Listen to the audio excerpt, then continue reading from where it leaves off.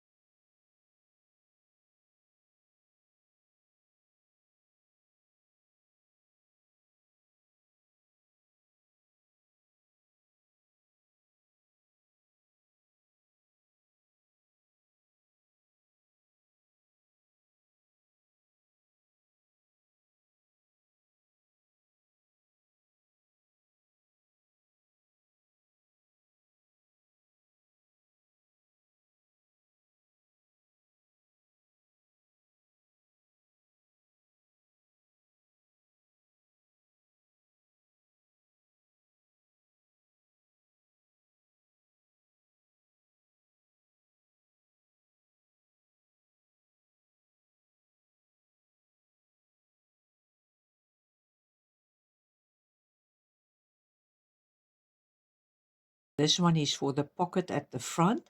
So now I'm going to use normal whip stitch and just go across and then down, but I take a long thread that I do not have to join again yarns here. So I'm just going to start at the one edge.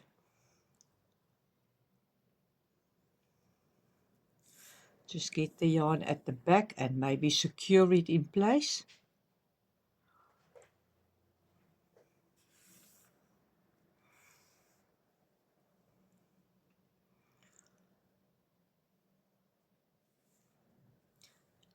Even go the inside and then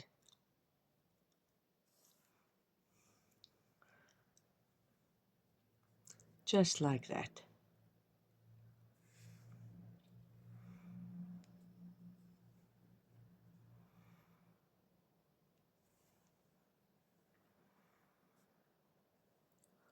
To the bottom, and I'll do that for all of them. Then I go across.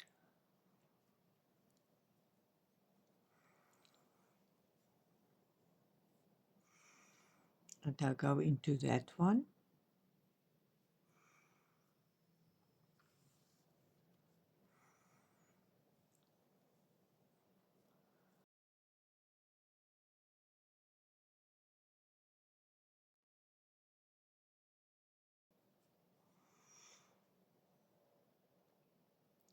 It looks like this, and when I'll go across here, then I'll pull those also tighter.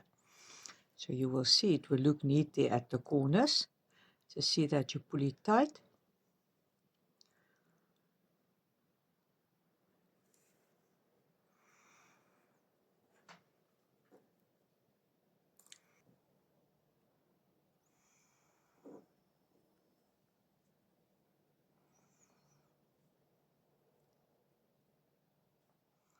So I just do that, and then I pull it tight here at the corners, and when we go now in the length down, then I'll pull it tight the corners that I see that there are no spaces. So here I just make sure that I pull it, that they sit tightly there, snugly there next to each other in the corner like that.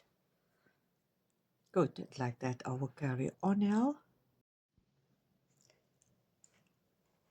You can see that these are now work together, so it's just there in between. So now I'm going to go, as you can see there, so now I'm going from top down and sewing these two seams also.